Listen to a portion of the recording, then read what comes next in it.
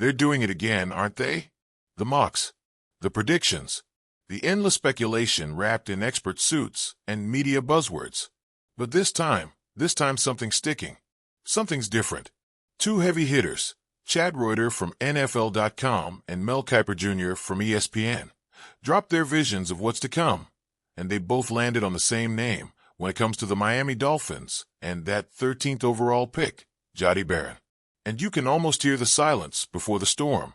Now look, Reuter's take wasn't your typical mock draft. It leaned more into fantasy territory, a wish list maybe. But does it matter? Not really. The name was there. Kiper, same. Barron, and again Barron. It's not just repetition, it's a drumbeat. And it's echoing in a room that feels a little too quiet when you look at that cornerback depth chart. Because let's face it, this team's bleeding in the secondary. You can dress it up however you want, call it room to grow, or youth potential. But there's a hole, and it's not small. Ramsey's holding one side down like a general. Kohou maybe, depending on how things shake out with his status.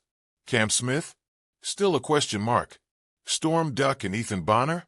Developmental. That's the nice word. The honest one. We don't know. And Siren Neal? Could be gone before you finish reading this.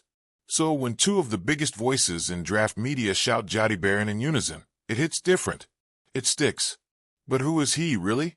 This kid from Texas didn't just play cornerback. He dictated what offenses could and couldn't do. 10 pass breakups, 5 interceptions, 58 tackles, 1 sack. All of it while holding down a side of the field like it was personal. Like someone told him the end zone had his name on it, and he took that as a threat. That 2024 season wasn't an accident. It was a statement. And then came the combine. Barron walks in and doesn't turn heads with measurements. 5 feet 10 inches, 194 pounds. Arms short enough to raise concerns. Wingspan that barely flaps.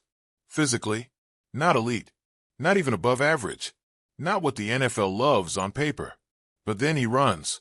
4.39 seconds. That's not a number. That's an alarm.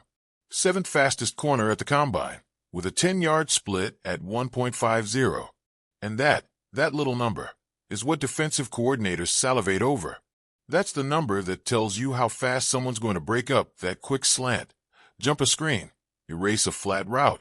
It's not flashy, but it's fatal to quarterbacks who hesitate. Daniel Jeremiah throws out a comp, Brian Branch, and people nod. But let's pause on that, because Branch, solid, smart, physical, but slower, less sudden, less explosive. You want versatility. Barron's bringing it in stereo. At Texas, zone coverage wasn't just a tool, it was the system. 78% of the time, they were running some kind of zone, and Barron, he thrived in it. Cover 3 was their bread and butter. Sound familiar? Because in Miami, that's the go-to-look too. Almost 30% of the snaps. The schemes line up like puzzle pieces. It's uncanny. And that's not even the best part. You don't draft a guy like Barron because he can do one thing well.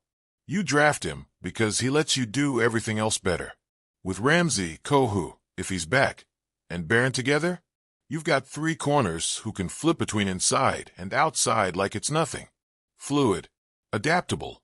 That's a defensive coordinator's dream. That's matchup heaven. And say it out loud, tight ends in the slot.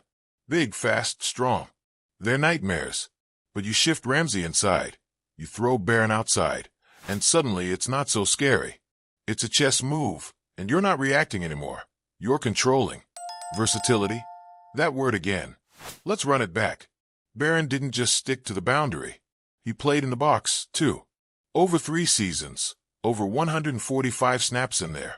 Not just surviving, thriving. You don't fake that. That's instinct. That's IQ. That's contact courage.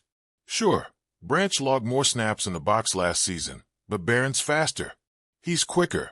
The margin for error is thinner, but the payoff? Way bigger. You think about what defenses are trying to do now.